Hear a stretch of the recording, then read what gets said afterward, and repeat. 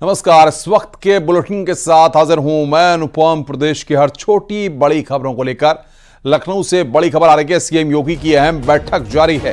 कानून व्यवस्था पर सीएम की मीटिंग हो रही है। मुहर्रम कावड़ यात्रा को लेकर बैठक हो रही है। उत्तर प्रदेश में बाढ़ के हालातों की भी समीक्षा मुख्यमंत्री योगी आदित्यनाथ कर रहे हैं। बड़ी खबर इस वक्त हम आपको बता रहे हैं। कानून व्यवस्था पर मुख्यमंत्री की बैठक हो रही है। मुहर्रम कावड़ यात्रा को लेकर ये बैठक हो रही है। तमाम अफसर इस बैठक में मौजूद हैं। कानून व्यवस्था पर सीएम की बड़ी मीटिंग। प्रदेश के सभी जिलों से अधिकारी वीडियो कॉन्फ्रेंसिंग के जरिए इस बैठक में जुड़े हुए हैं। कानून व्यवस्था पर उत्तर प्रदेश के मुख्यमंत्री योगी आदित्यनाथ बैठक ले रहे हैं। अहम बैठक यहां पर जारी है। कानून व्यवस्था पर मुख्यमंत्री की बैठक जारी है।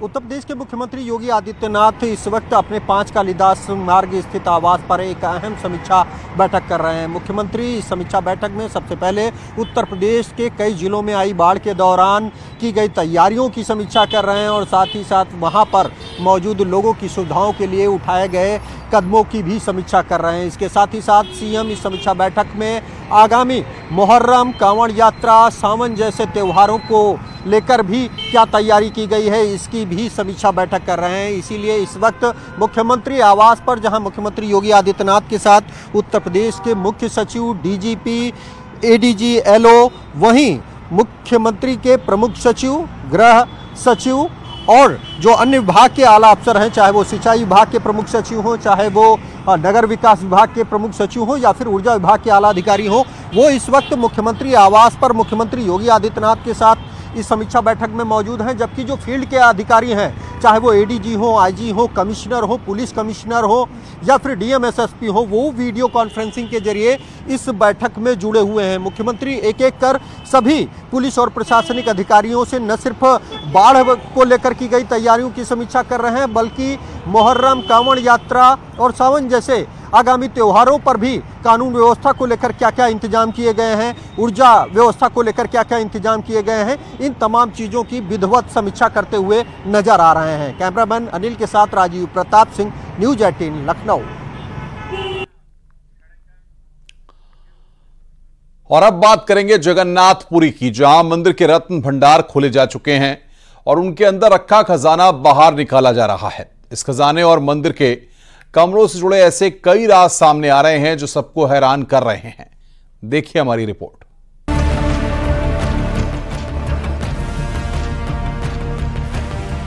पुरी के जगन्नाथ मंदिर का रत्न भंडार खुल चुका है। 46 साल बाद फिर से उन दरवाजों को खोल दिया गया जिसके पीछे रखा था बेशकीमती खजाना। ऐसा कहा जाता है कि जगन्नाथ मंदिर के रत्न भंडार और खजाने की रक्षा सांप करते हैं और रत्न भंडार से अजीबोगरीब आवाजें सुनाई देती हैं। सांपों की बात को लेकर प्रशासन की टीम भी अलर्ट थी। जिस वक्त खजाने के कमरों को खोला जा रहा था तो मौके पर सांप पकड़ने वालों की टीम भी मौजूद थी ताकि किसी भी परिस्थिति से निपटा जा सके, लेकिन ऐसा कुछ नहीं हुआ। अंदर कोई सांप नहीं मिला। रत्न भंडार के 2 कमरे हैं, भीतर भंडार और बाहरी भंडार। बाहरी खजाने में भगवान जगन्नाथ के सोने से बने मुकुट, सोने के 3 हार हैं, जिनमें से हर का वजन 120 तोला है। रिपोर्ट में भगवान जगन्नाथ और बलभद्र के सोने से बने श्रीभुजा और श्री पयार का भी जिक्र किया गया है।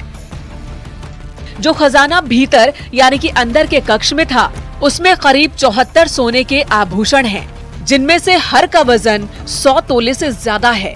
सोने, हीरे, मूंगा और मोतियों से बनी प्लेटें हैं।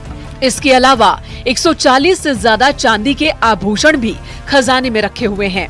इस खजाने को रखने के लिए सागवान की लकड़ी के बने 6 संदूक मंदिर में लाए गए हैं।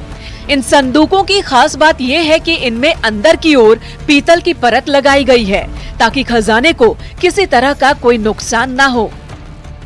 अब यहाँ मिले खजाने की गिनती की जाएगी। हम आपको बताते हैं कि इस बेशकीमती खजाने की सूची कैसे बनाई जाएगी। सबसे पहले संदूकों में रखे सारे सामान गिने जाएंगे, फिर उनका वजन तौला जाएगा ताकि इनकी कीमत का सही अंदाजा लगाया जा सके। फिर एक एक्सपर्ट की टीम ये पता लगाने की कोशिश करेगी कि खजाने के सामान को कब बनाया गया था, इनके निर्माण का वक्त क्या था। इसके बाद जूलर्स खजाने की वैल्यूएशन करेंगे। इस सारे सामान की डिजिटल लिस्ट भी तैयार की जाएगी।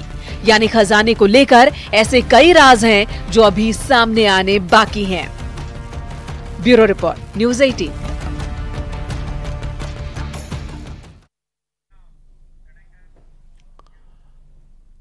एक पत्नी ने अपने पति से लाल रंग की लिपस्टिक मंगवाई, लेकिन पति गलती से ब्राउन कलर की लिपस्टिक ले आया।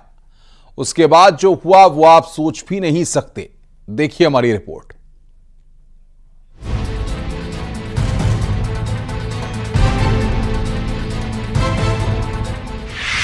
लिपस्टिक का रंग बन गया पति पत्नी के बीच महासंग्राम की वजह। लाल की जगह पति ब्राउन लिपस्टिक ले आया और पत्नी का गुस्सा 7वें आसमान पर पहुंच गया। आगरा में एक अजीबोगरीब मामला सामने आया है। यहाँ एक पत्नी ने अपने पति से उसके लिए लाल रंग की लिपस्टिक लाने को कहा था। पति ने पत्नी का कहा माना और उसके लिए लिपस्टिक ले भी आया, लेकिन जैसे ही पत्नी ने लिपस्टिक देखी वो गुस्सा हो गई, क्योंकि पति गलती से लाल की जगह ब्राउन रंग की लिपस्टिक ले आया था। पत्नी पति से लड़ाई करने लगी। वो ऐसी नाराज हुई कि उसने अपने भाई को फोन करके बुला लिया। वो अपने भाई के साथ पुलिस में शिकायत दर्ज करवाने भी पहुंच गई। पत्नी ने पति के खिलाफ दहेज उत्पीड़न के आरोप भी लगाए और कहा कि उसका पति उसके लिए लाल रंग की लिपस्टिक नहीं लाया। पति का कहना ये था कि सर, मेरी वाइफ ने मुझसे रेड कलर की एक लिपस्टिक मंगवाई थी, तो मैं गलती से ब्राउन कलर की लेके आ गया था। उसको लेके इसने झगड़ा किया मेरे से, और मैंने इसको बोला भी था कि मैं दूसरे दिन दूसरी रेड कलर की लेके आ जाऊंगा। फिर भी इसने मेरे से झगड़ा किया कि 50 रुपये की लिपस्टिक थी, मैंने इसको भी यूज कर ले और उसको भी कर ले। तो फिर भी इसने झगड़ा किया, बोले कि तुमने पैसा खर्च किया है। पुलिस ने मामला परामर्श केंद्र में ट्रांसफर कर दिया।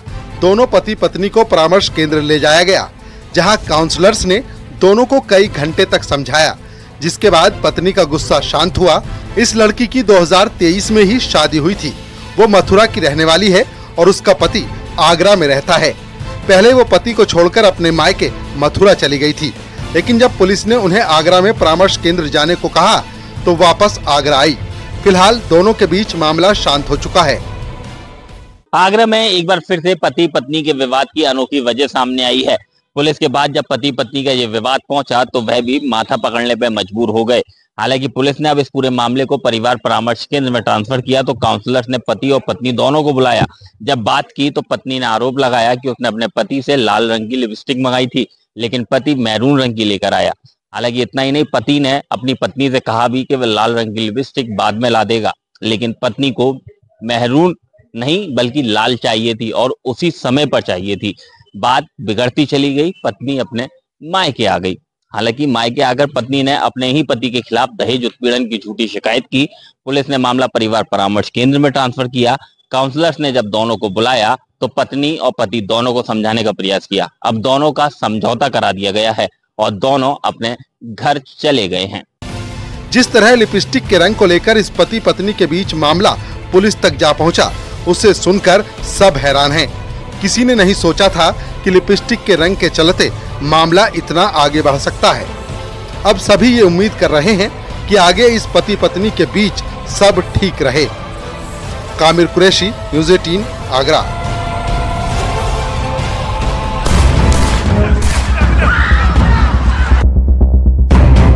Trump is a threat to this nation. Of course I want to punch him in the face. Right. I have thought an awful lot about blowing up the White House. आपको याद होगा कि Hitler की मौत मरेगी, कब्र खुदेगी मोदी की, कब्र में डाल देंगे, कुत्ते की मौत मरेगा, इस प्रकार की भाषा भी इस्तेमाल की गई। ये सारी चीजें कांग्रेस के नेताओं ने की। ऐसा वातावरण बना देता है जिससे कि जो राष्ट्रवादी नेता है उन पर हमले को अंजाम दिया जाए। यही कांग्रेस की स्ट्रैटेजी रही है। कांग्रेस से और कांग्रेस के इकोसिस्टम से इसका जवाब मांगा जाना चाहिए। ये जो नरेंद्र मोदी अभी भाषण दे रहा है, मैं आपको बता रहा हूं 6 महीने बाद, 7-8 महीने बाद ये घर से नहीं निकल पाएगा। हिंदुस्तान के युवा हिंदुस्तान के युवा इसको ऐसा डंडा मारेंगे, इसको समझा देंगे।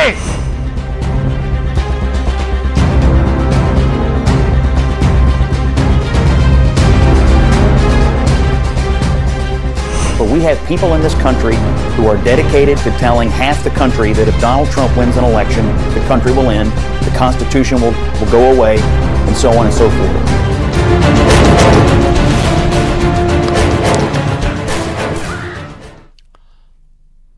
भ्रम की सियासत, भड़काऊ बयान, हिंसक बयानबाजी कैसे जानलेवा साबित हो सकती है, इसका जीता जागता उदाहरण अमेरिका में पूरी दुनिया ने देखा। ट्रंप जीत गए तो अमेरिका का लोकतंत्र खतरे में पड़ जाएगा। ट्रंप जीत गए तो यह अमेरिका में आखिरी चुनाव होगा। ट्रंप के खिलाफ उनकी विरोधी पार्टी ये पूरा नैरेटिव बना रही थी और इसी बीच उन पर जानलेवा हमला हो गया। हालांकि उनकी जान बाल बाल बच गई, लेकिन विदेश में हुई इस घटना पर देशी सियासत गर्मा गई। बीजेपी ने कहा है कि भारत में भी विपक्ष पीएम मोदी और बीजेपी के खिलाफ ऐसा नैरेटिव बनाने में जुटा है। बल्कि यहां तो यह तक कहा जा चुका है कि देश के युवा प्रधानमंत्री को डंडे मारेंगे, तो दूसरी तरफ कांग्रेस का बीजेपी पर ही आरोप लगाने का सिलसिला जारी है।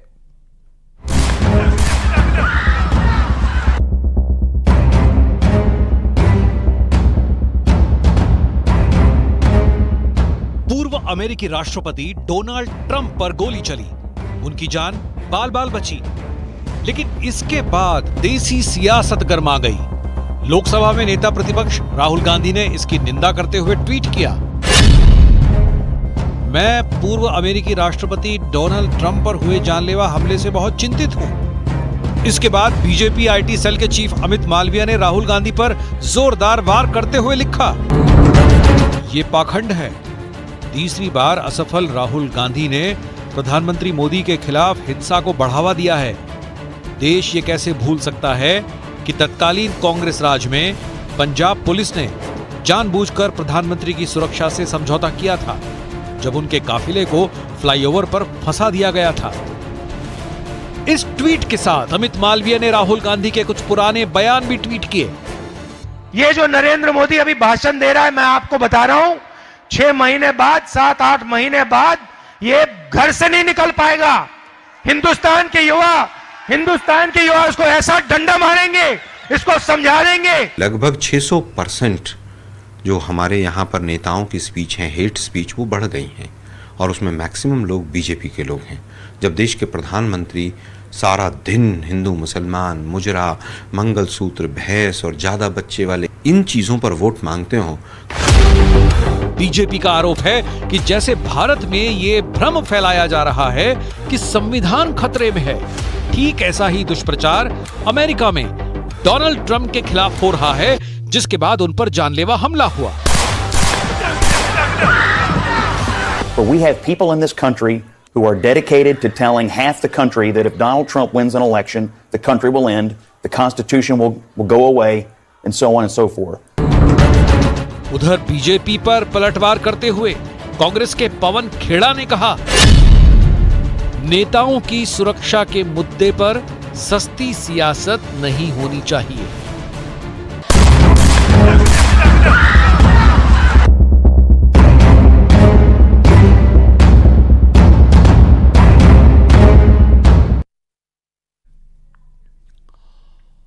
और इस हमले के लिए राष्ट्रपति जो बाइडेन और उनके सहयोगियों के भड़काऊ और नफरती बयान को जिम्मेदार माना जा रहा है, जिन्होंने ट्रंप के खिलाफ इतनी नफरत फैलाई कि उनकी जान पर बनाई। आपको कुछ अमेरिकी लीडर्स के बयान भी सुनाते हैं। Trump is a threat to this nation, but Trump is even more dangerous now. No, I'm serious. He's unhinged. He snapped. He says if he loses, there will be a bloodbath. Trump said if he wins, he'll be a dictator on day one. How dare he say the things he does? Of course I want to punch him in the face. Right. Yes, I have thought an awful lot about blowing up the White House. Oh, well, don't worry. This will all work itself out. They're still going to have to go out and put a bullet in Donald Trump, and that's a fact. Trump is a threat to this nation, but Trump is even more dangerous now. No, I'm serious. He's unhinged. He snapped. He says if he loses, there will be a bloodbath. Trump said if he wins, he'll be a dictator on day one. How dare he say the things he does? Of course I want to punch him in the face. Right. Yes, I have thought an awful lot about blowing up the White House. Oh, well, don't worry. This will all work itself out. They're still going to have to go out and put a bullet in Donald Trump. And that's a fact. अमेरिकी चुनाव में जिस तरह का नकारात्मक और भड़काऊ टिप्पणियां पूर्व राष्ट्रपति डोनाल्ड ट्रंप के लिए हुई, वैसी टिप्पणियां प्रधानमंत्री नरेंद्र मोदी के खिलाफ बीते 24 साल से हो रही हैं। कांग्रेस ने मोदी को तानाशाह, हिटलर, मुसोलिनी, किम जोंग, मौत का सौदागर, लोकतंत्र विरोधी, संविधान विरोधी, पता नहीं क्या क्या बताया है। आपको विपक्ष के नेताओं के कुछ पुराने बयान भी सुनाते हैं।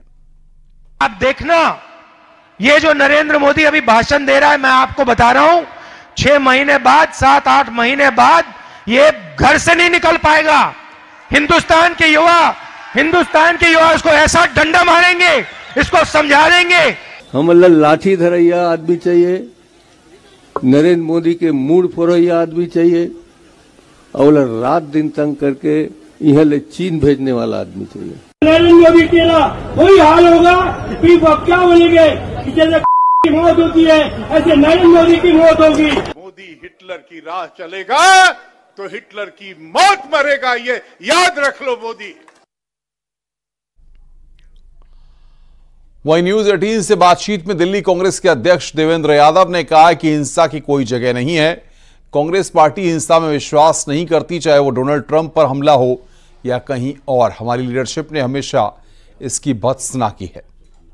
तौर पे कोई भी इलेक्शन है उसमें हिंसा के लिए कोई जगह नहीं है। हम डोनाल्ड ट्रंप जी के ऊपर भी हुए इस हमले के भर्त्सना करते हैं। हमारी लीडरशिप ने उसके बारे में अपनी बात रखी है और एक अमन और शांति, भाईचारे के साथ एक प्रॉपर जो डेमोक्रेसी होनी चाहिए, उसके लिए हम सब न सिर्फ कटिबद्ध हैं बल्कि उसके लिए प्रतिज्ञा भी है।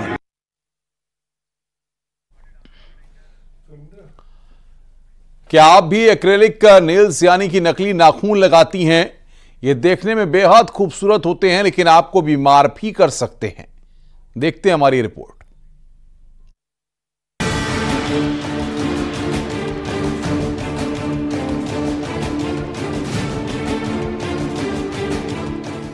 आजकल अलग अलग डिजाइन के नेल्स कलर फैशन बन गए हैं। लड़कियां अक्सर एक्रेलिक नेल्स लगाए दिखाई देती हैं, जो देखने में बेहद खूबसूरत होते हैं। खास तौर पर लड़कियों के बीच तो इसका क्रेज कुछ ज्यादा ही देखने को मिलता है। मशहूर हस्तियां अपने खास तरह के नेल्स कलर और नेल्स पर बनी डिजाइन को लेकर अक्सर सुर्खियों में रहती हैं। लेकिन क्या आप जानते हैं, एक्रेलिक नेल्स खतरनाक भी साबित हो सकते हैं। एक्रेलिक नेल्स फैशन के कारण आपको कई सारी स्वास्थ्य संबंधी समस्याएं हो सकती हैं। स्किन एक्सपर्ट्स के मुताबिक एक्रेलिक करवाने के दौरान जो नेचुरल नेल्स में गोंद लगाकर उनमें प्लास्टिक नेल्स को जोड़ा जाता है, इसमें जो गोंद इस्तेमाल होते हैं वो आमतौर पर अल्कोहल, साइनोएक्रिलेट और फोटोबॉन्ड मैथिक्रिलेट से बने लिक्विड होते हैं, जो एक खास तरह के कैंसर का कारण बन सकता है। अगर आप बार बार एक्रेलिक नेल्स करवाते हैं तो इसमें इस्तेमाल की जाने वाली गोंद में पाई जाने वाली केमिकल्स के कारण त्वचा में जलन और सूजन हो सकती है। जी देखिए, बिल्कुल ये जो एक्रेलिक नेल्स हैं, अगर आप रेगुलरली नहीं कराते हैं तो वो आपके काफी हानिकारक हो सकते हैं। उससे आपका नेल बेड खराब हो सकता है। स्किन पे एक डिजीज होती है जिसे लाइकन प्लैनिस कहा जाता है, ऑटो इम्यून डिसऑर्डर्स, वो ट्रिगर हो सकते हैं। एंड इसमें जो ग्लू केमिकल लगता है उसकी स्मेल से हमें इंटरनल कैंसर्स हो सकते हैं। जितना आप केमिकल्स में जितनी जल्दी घुसेंगे, जितना आप केमिकल्स को अपने पास लाएंगे, वो उम्र के साथ खराब करेगा। या तो नेल को काला कर सकता है, नीला सा कर सकता है। अगर आप डार्क नेल पॉलिश बहुत सालों तक लगाते हैं, एक्रेलिक लगाते हैं, तो नेल बेड खराब हो सकता है, स्किन एलर्जीज, इन्फेक्शंस और कैंसर तक हो सकता है। तो उसी तरह नेल्स एक्सटेंशन और नेल कलर लगवाने के बाद जब हम खाना खाते हैं तो कई बार ये कलर हमारे शरीर के अंदर चले जाते हैं, जो हमारी सेहत के लिए खतरनाक साबित हो सकते हैं। लिहाजा एक्रेलिक नेल्स लगवाते समय सावधान रहें और अच्छी क्वालिटी के गोंद का इस्तेमाल करें और अच्छी क्वालिटी के सेफ्टी लिक्विड भी लगाए जाने चाहिए। आज के समय में देखा जाए तो कहीं ना कहीं ये ट्रेंड हो गया है कि जो लड़कियां हैं वो नए नए तरीके के नेल कलर्स का इस्तेमाल करती हैं, नेल एक्सटेंशन करवाती हैं।